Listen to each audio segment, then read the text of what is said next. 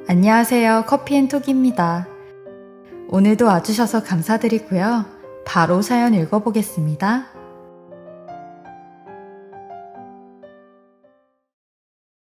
안녕하세요. 저는 20대 때부터 피부관리샵에서 일을 한 48살 여자입니다. 매일 남의 얼굴과 몸을 만지며 일하는 게 체력적으로나 정신적으로 많이 지치는 일이기도 한데요. 사실 일을 계속 놓지 않고 있었던 이유 중 하나가 바로 남편 때문이었어요. 주변에선 남편과 저에게 손가락질을 하며 가장 많이 했던 이야기 중 하나가 누가 미쳤다고 저런 여자를 만나? 남자가 돌았네. 아우, 수준도 참 안 맞게 논다. 아유, 격떨어져. 이런 이야기들이었어요. 전 솔직히 어딜 가서 제 남편이 시의원이라고 얘기를 해본 적도 없어요. 왜냐면 남편이 늦은 나이에 직업을 갖게 된 경우라서 처음부터 대단한 조건 보고 만난 사람은 아니었거든요. 남편과 저는 오래전부터 알고 지내던 사이였어요. 제가 가장 친하게 지내던 동료 언니의 남편 친구였고, 저랑 남편이랑 엮어주려고 넷이서 자주 어울리곤 했어요. 당시 남편은 직업도 없고 늦가기 대학생이라 만날 생각은 전혀 없었어요. 사실 겉모습은 볼 게 없는데 사람은 진짜 진국이야. 언니, 그러면 뭐해? 나이 먹고 아직까지도 백수인데. 아니, 공부하는 학생인데 엄연히 백수는 아니지. 그래도 이 나이까지 뭐하고 졸업도 못하고 있었대? 그래도 사람은 괜찮다니까.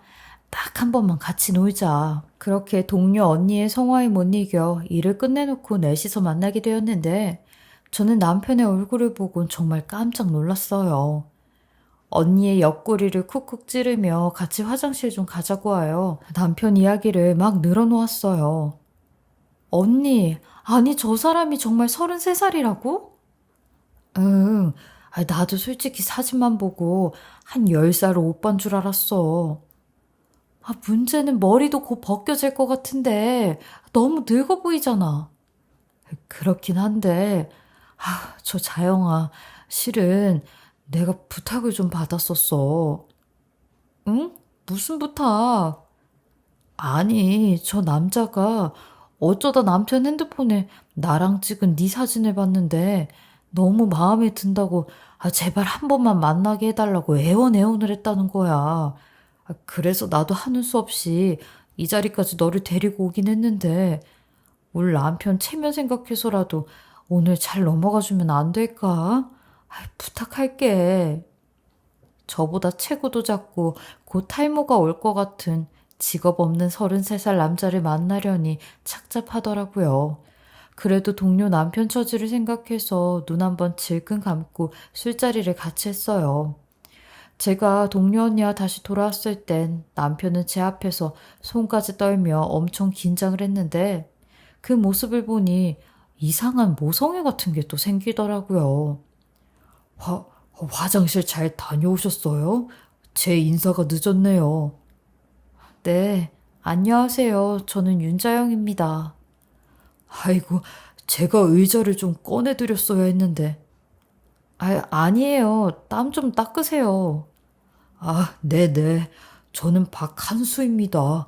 처음 뵙겠습니다. 아이, 오늘은 서로 편하게 만나는 날이니까 너무 격식 따지지 말고 편하게 놀자고요. 남편은 의외로 순진한 면이 많았는데 그동안 제가 만났던 남자들하고는 좀 다른 매력이 있었어요. 남자들은 다들 이런 만남에 능숙하고 익숙한 줄 알았는데 남편은 그렇지 않았어요. 저보다 8살이나 많았는데도 연애 경험도 별로 없고 공부만 했다고 했거든요. 대학도 남들보다 훨씬 늦게 갔고 늦은 나이에 취직도 안 되니 사법고시 시험을 준비하고 있다고 했어요.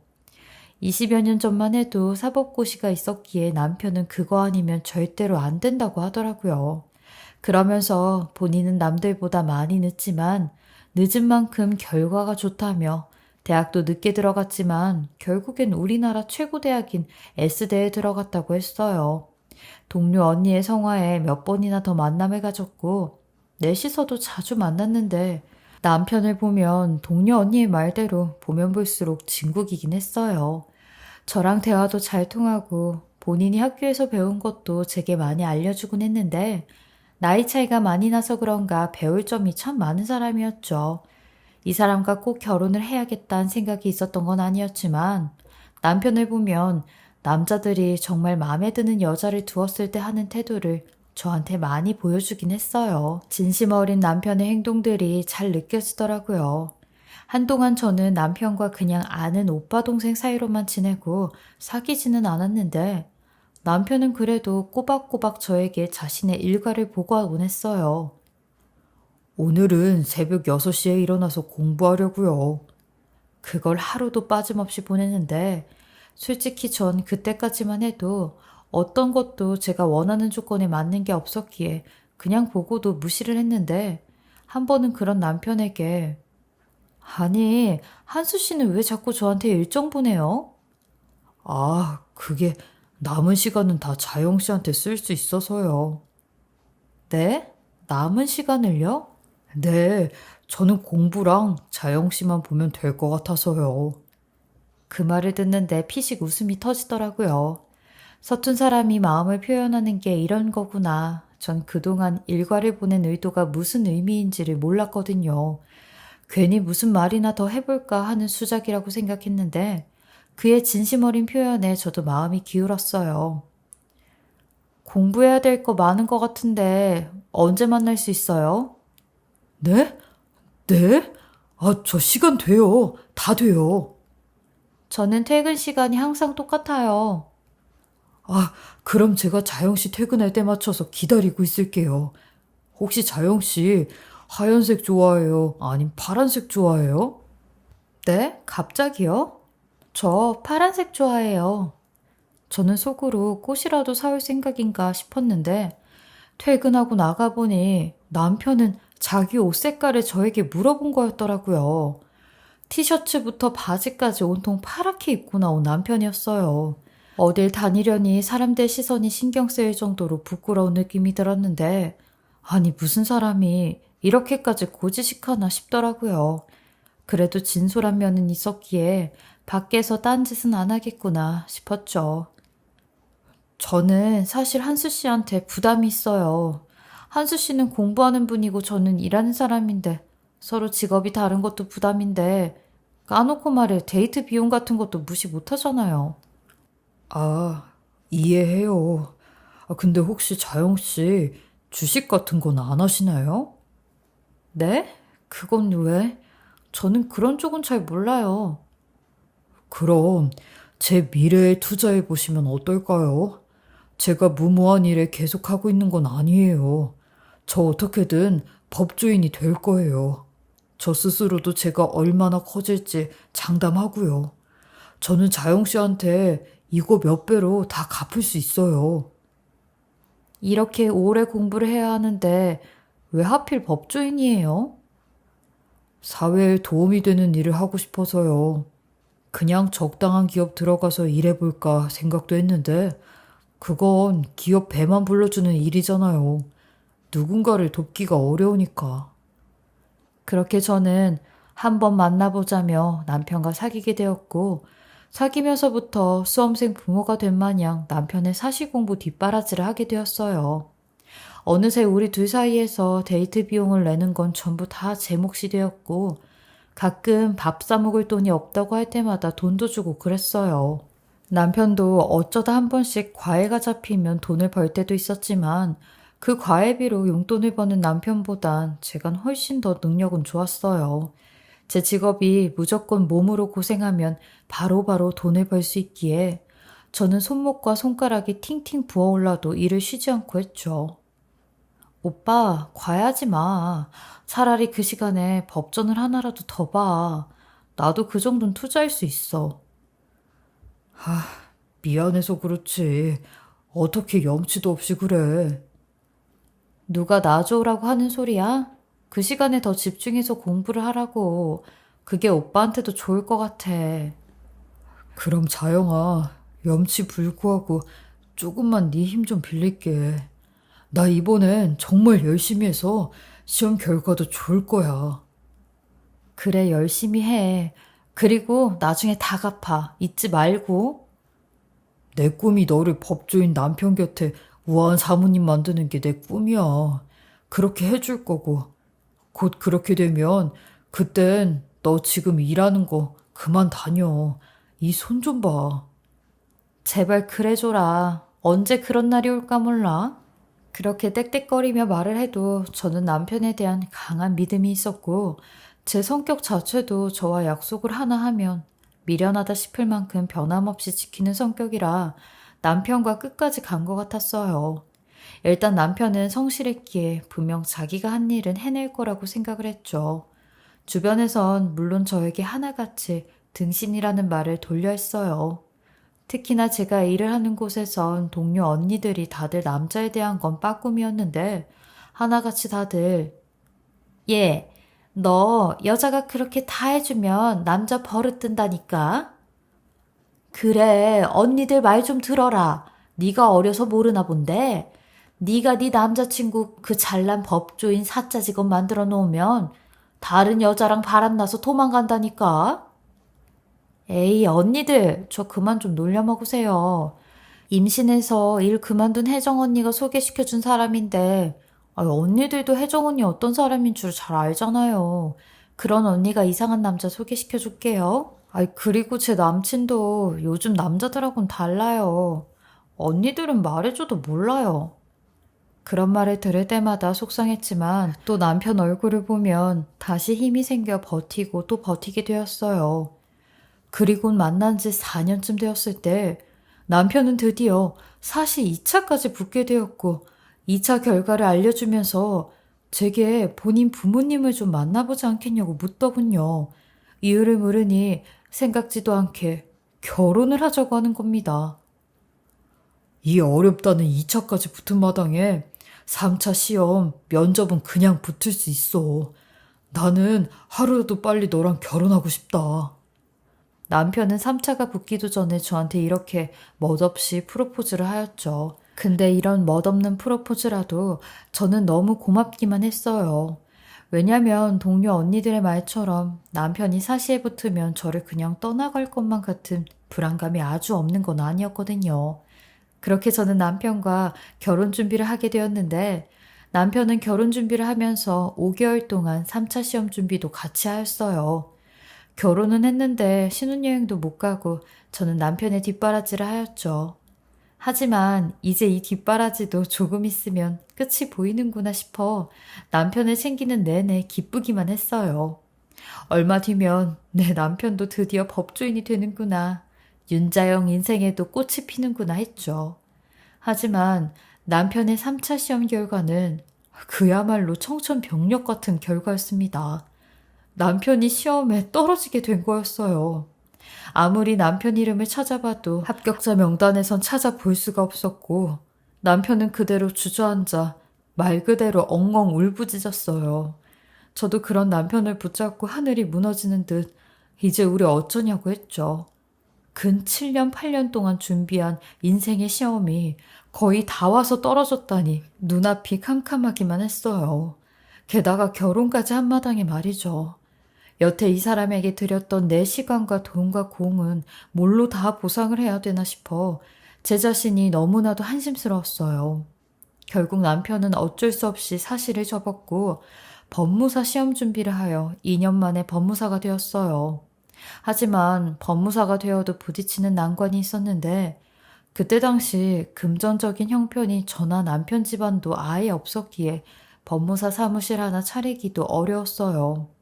그래서 초반엔 남편하고 같이 공부를 해서 합격한 동기들하고 여럿이 운영을 했는데 매달이 적자였죠.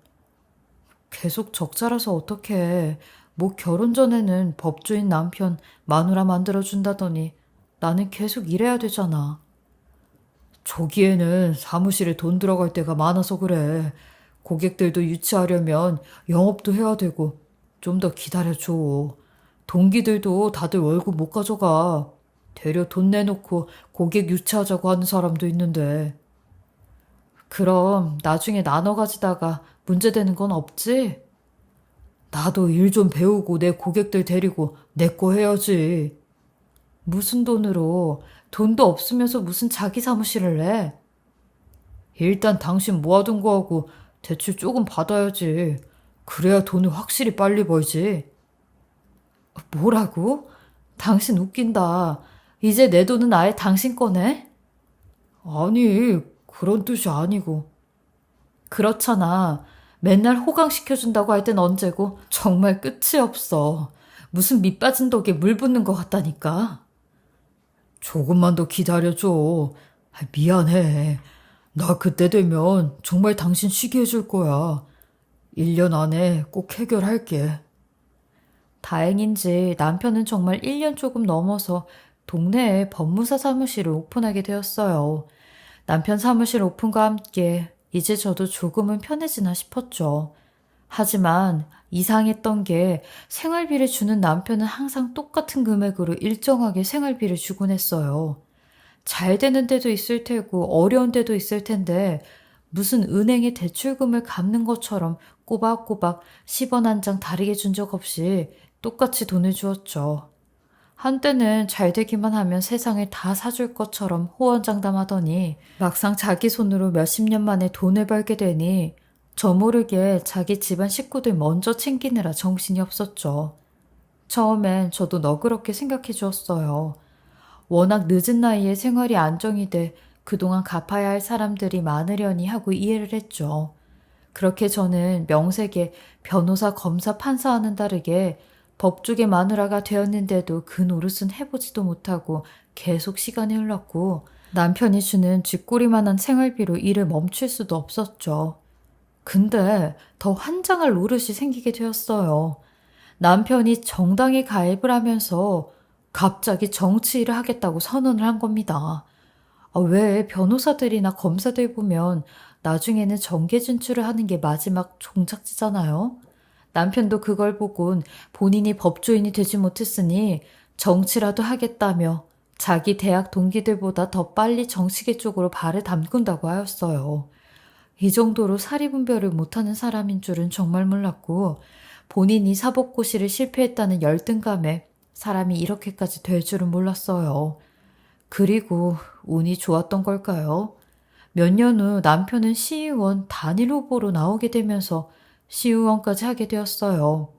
남편은 본인이 늘 운이 없었는데 이제부터 운이 터지는 것 같다며 4년 동안 시의원을 했고 그 맛을 못 잊어 또 한 번 더 시의원에 나간다고 가진 전 재산을 다 털어 선거에 나갔다가 처참하게 낙방을 하였어요. 그렇게 하지 말라고 말렸는데 제 말은 듣지도 않고 맘대로 하다가 또 그 사달이 난 거죠. 저희 집은 남편의 낙방과 동시에 아주 풍비박산이 났어요. 멀쩡하게 돈 벌어와도 모자랄 판에 뭐? 결혼하면 나 고생했던 거 다 갚아준다고? 나 그것까지 바라지도 않아. 제발 좀 사람답게 사람 구실 좀 하면서 살라고. 당신도 시의원 부인이라는 말 들으면서 잘 살았잖아. 사람들이 뭐라고 쑥덕댔는지 당신은 모르지? 나보고 피부 마사지 하면서 무슨 시의원 부인 소리를 듣고 싶냐고 그러더라. 창피하지도 않냐고 하는데 나는 그 소리 듣기 싫어서 당신이 내 남편이라고 단 한 번도 어디 가서 얘기한 적도 없어. 애들한테도 그러라고 시켰고. 남편이 저딴 소리를 할 때마다 저는 그렇게 저 인간하고 결혼한 걸 땅을 치고 후회했어요. 그리고 남편도 정신을 차리고 본업인 법무사로 돌아가 일을 했죠.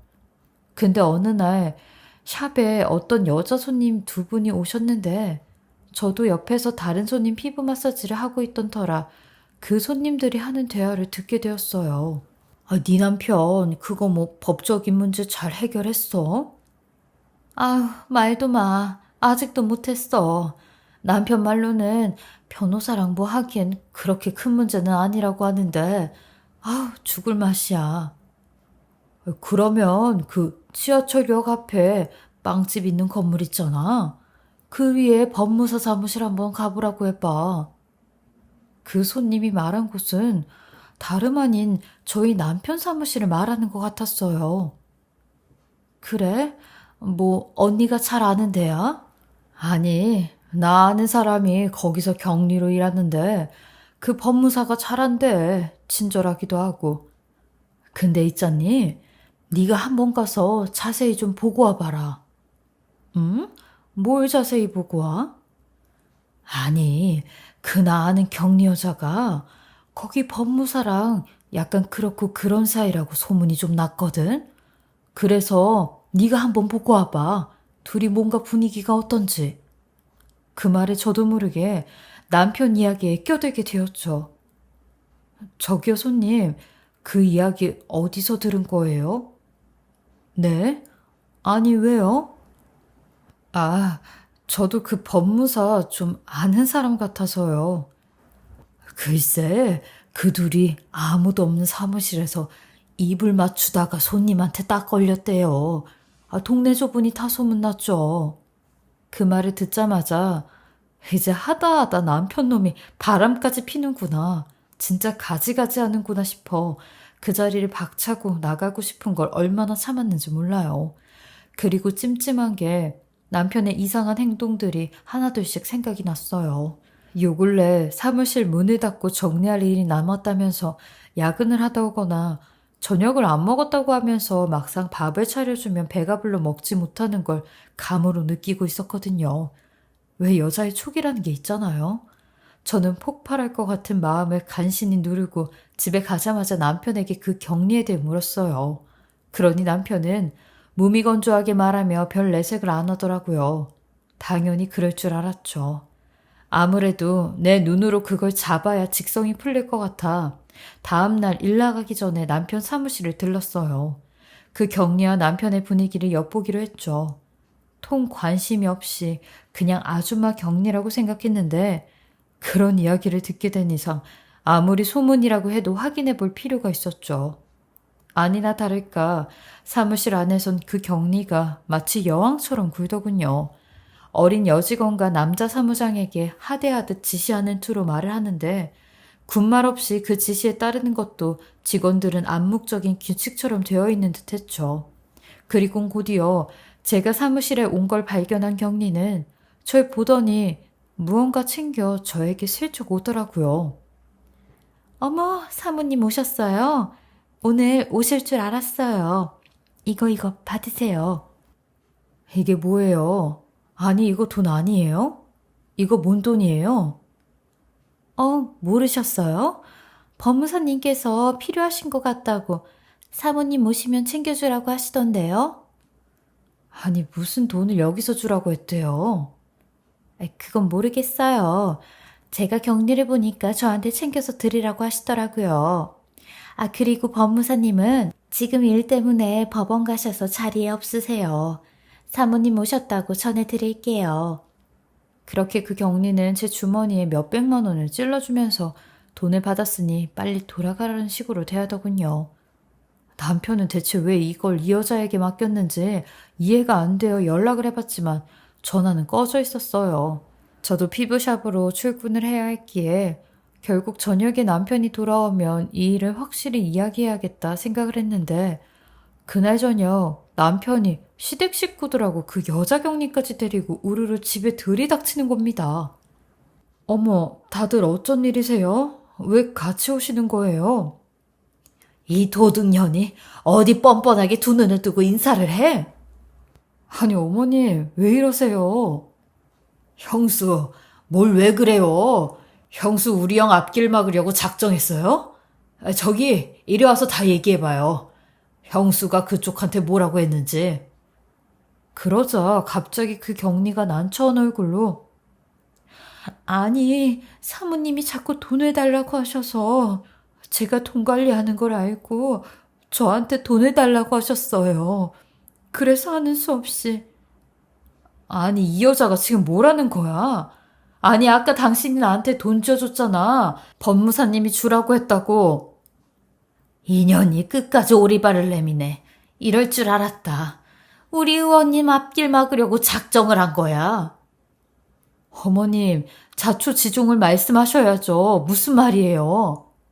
너, 내 아들 피땀 흘려서 번 돈을 몰래 갖고 갔잖아. 이래서 송충이는 솔잎만 먹고 살라 그런 거야. 시의원 법무사 마누라 시켜줬으면 됐지. 어딜 넘봐. 천하게 남의 얼굴이나 닦아주고 돈 버는 주제. 아니, 지금 누가 돈을 가져갔다고 그래요? 저도 제 쓸 만큼 벌고 이 사람 저한테 월급이라고 해봤자 여태 이날 이때까지 생활비로 쓸 돈만 줬어요. 그걸로 공과금 내고 나면 남는 것도 없다고요. 지금까지 누가 뒷바라지 다 시켰는데 어딜 도둑으로 날 몰고 가? 천한 것. 너 같은 거랑 내 아들은 못 산다. 썩 이 집에서 나가. 형수, CCTV까지 다 확보했어요. 형수가 돈 갖고 가는 장면 다 찍혔다고요. 그러니까 경찰서 가서 회사 돈 횡령으로 콩밥 먹고 싶지 않으면 이만 정리하고 나가요. 시의원의 법무사 남편까지 그 덕 봤으면 됐지. 좋은 말로 할 때 나가라고요. 뭐요? 횡령이라고요? 야, 인간아, 당신은 왜 그냥 있어? 입 돋다 뭐해? 당신이 이렇게 꾸민 거잖아. 차라리 그냥 바람이 났다고 해. 치사하게 이딴 수 쓰지 말고. 이 여편 내가 지금 뭐라고 짓거리는 거야? 바람이 나긴 누가 바람이 나와? 내가 여태껏 가만히 있었더니 아주 나를 봉으로 알았지? 당신은 당신 복을 당신이 찬 거야. 말은 바로 해. 네가 언제 나한테 복을 갖다 주기나 했니? 시어머니는 이 말에 어디서 서방한테 니라고 하냐며 제 옷을 잡아뜯으며 밖으로 내쫓는데 제가 아무리 흥분을 하고 아니라고 날뛰어봤자 이 인간들은 작정하고 절 내몰 기세로 왔더라고요. 아무리 생각을 해봐도 이런 인간하고 굳이 살면서 제 인생을 갉아먹을 이유가 없다 생각해 이 인간하고 깨끗하게 이혼하기로 했어요. 그리고 지난날 이 인간에게 청춘을 바치고 돈을 다 바쳐서 뒷바라지한 절 영원히 후회하며 다시는 이런 짓을 하지 않겠다 생각을 했죠. 너무 억울해서 자다가도 벌떡 깰 만큼 이가 갈렸지만 더한 짓을 당하기 전에 빠르게 발을 빼서 되려 다행이라 생각이 들었어요. 어차피 이딴 사람을 남편으로 두고 덕볼 것도 없었는데 그 와중에 바람까지 나서 마음까지 뜬 인간을 무슨 수로 잡고 있겠냐고요. 그렇게 애들까지 그 집에 두고 저는 옷만 가지고 그 집을 나와버렸는데 이혼한 지 3년 정도 됐을 때 저의 10년째 단골인 손님 한 분이 저에게 전화가 왔더군요. 자영씨, 거두절미하고 나 제안 하나만 해도 돼? 네, 무슨 일인데요? 아니, 좋은 자리에 가게 하나 들어가면 좋을 것 같아서 우리 오빠가 이번에 큰 건물 하나 올리게 됐는데 안을 괜찮은 집을 골라서 활성화를 시키고 싶어 하더라고. 딱 주부들 많고 그런 데라 수익은 훨씬 괜찮을 거야. 그런데 세가 워낙 비쌀 것 같은데. 아이, 그건 걱정하지 마. 맞춰줄 거야. 지금 거기서 일하는 가게랑 세는 비슷할 거야. 대충 세 얼마인지 알지? 그 제안이 너무 반가웠던 건 제가 일하는 샵이 남편 사무실과 너무 가까워 근처에 있는 것도 싫었거든요. 오다 가다 가끔씩 마주치기도 했고 저에게도 변화가 필요하다고 느꼈을 시점이었죠. 그래서 고마운 제안이라 생각하고 받아들이기로 했죠. 늘 직원으로 손님을 받다가 목 좋은 자리로 이동해 사장으로 있으니 제 몸 하나론 감당이 안 될 정도로 예약이 꽉꽉 차더라고요. 그래서 직원도 한두 명 더 뽑고 규모를 키워나가다 보니 어느새 규모가 좀 되는 에스테틱 가게로 성장을 하게 되었어요. 고작 2년 반만이었는데 2개 침대에서 20개 침대를 놓는 일이 되었고 저는 이 두 손과 직원으로 월마다 몇 천을 만지는 대표가 되었어요. 시의원, 법무사, 마누라란 이름 따위 없어도 충분히 윤자형으로 잘 살아갈 수 있었죠. 그리고 성인이 된 제 애들도 저와 같이 산다며 전 남편 집을 나왔고 저도 일부러 예전 동네 40평형 아파트를 구매해 터를 잡았어요. 지나다니다 전 남편이나 시댁 인간들이 제 모습을 한 번이라도 더 보라는 심정으로요. 천한 일이라고 무시하던 인간들한테 내가 지금 얼마나 잘 살고 있는지 보여주고 싶었거든요. 제가 잘 사는 게 그 인간들에게 해줄 수 있는 최고의 복수라고 생각했어요. 그렇게 저는 점차 더 사업이 커져 전국 몇 군데에 저의 이름을 걸어 체인점까지 내게 되었고 더 눈코 뜰 새 없이 바쁜 대표로 일을 하게 되었습니다. 그렇게 안정적인 생활을 유지하던 어느 날 차를 타고 나가려는데 주차장 근처에 익숙한 얼굴이 저를 향해 다가오더군요. 숨 쉬는 것만 봐도 이가 갈리는 전 남편이었습니다. 정말 맘 같아서 여기에 쌍욕을 하고 싶지만 참네요. 암튼 전 남편 놈은 절 향해 걸어오더니 유민 엄마, 오랜만이야. 잘 됐다는 얘긴 들었어. 정말 얼굴 보기 좋네. 신수가 훤해. 누구세요? 누군데 내 신수를 논하고 있어요? 나 그 경리한테 당했어. 우리 식구들 전부 그 여자가 나 몰래 돈 빼돌리고 회계장부로 장난쳐서 지금 사무실까지 접어야 되고 빚더미까지 올라앉게 생겼다니까. 전 남편의 말에 어이가 없어 아주 박장대소를 하며 어처구니 없게 웃었어요. 저기 아저씨, 어쩌라고요. 좋아서 둘이 바람 피울 땐 언제고 이제 와서 어쩌라고. 나 누명씌워서 버렸잖아. 너 사람 새끼 만들어 입에 풀칠하게 만들어줬는데 결국 버렸잖아 나. 근데 왜 또 온 거야? 넌 내가 등신으로 보이지? 아니야 유빈 엄마. 자영아 그런 거 아니야. 나도 그 여우 같은 여자한테 그 꽃뱀한테 걸린 거야. 당신도 알잖아. 나 순수하고 영혼이 맑은 거. 그래서 당한 거야 나. 그동안 당신 떠나고 정말로 반성 많이 하고 후회했어. 스타일 바꿔. 지겹다 지겨워. 나 20대 때부터 당신 그 새치여에 너무 많이 속았어. 호강시켜준다고 했던 인간이. 뭐 그래. 호강까진 바라지도 않았지. 네가 인간처럼만 행동했다면 나도 이러진 않았겠지. 당신 보는 것도 지겨우니까 제발 내 눈앞에서 꺼져줄래?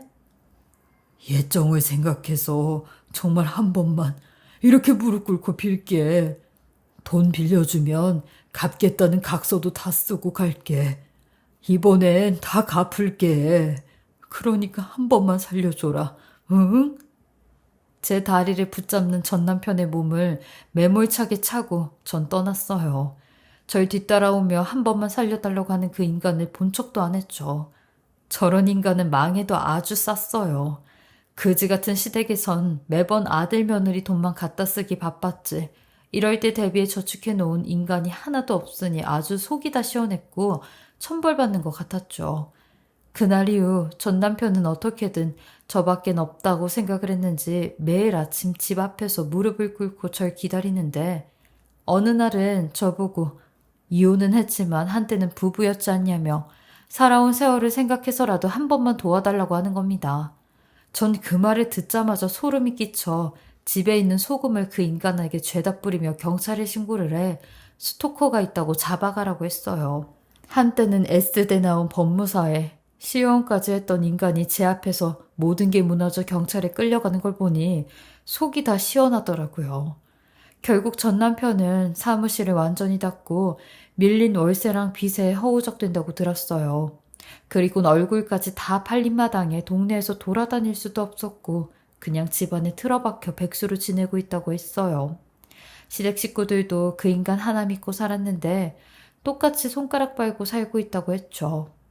직업에는 귀천도 없이 사람이 되어야 뭐든 할 수 있다는 제 신념이 옳았다는 생각을 했고 제 인생을 보면 그걸 누가 말해주는 것 같아서 기쁨을 느꼈어요. 그리고 사람이 죄를 지으면 언젠간 벌을 받듯 전 남편 놈도 제게 했던 죄를 아주 달갑게 받고 있는 듯 했죠. 저는 나이가 들수록 더욱 제 신념에 맞게 열심히 사업 운영하며 하루하루 최선을 다해 살아가려고 합니다. 여러분들도 제 이야기 들으시고 부디 저처럼 후회하는 일 없이 안목을 넓혀 좋은 분들과 좋은 인연을 맺길 바라겠습니다. 제 긴 글 들어주셔서 감사합니다. 지금까지 커피앤톡이었습니다. 오늘도 끝까지 함께 해주셔서 감사하고요. 저는 다음 영상으로 또 찾아뵙겠습니다.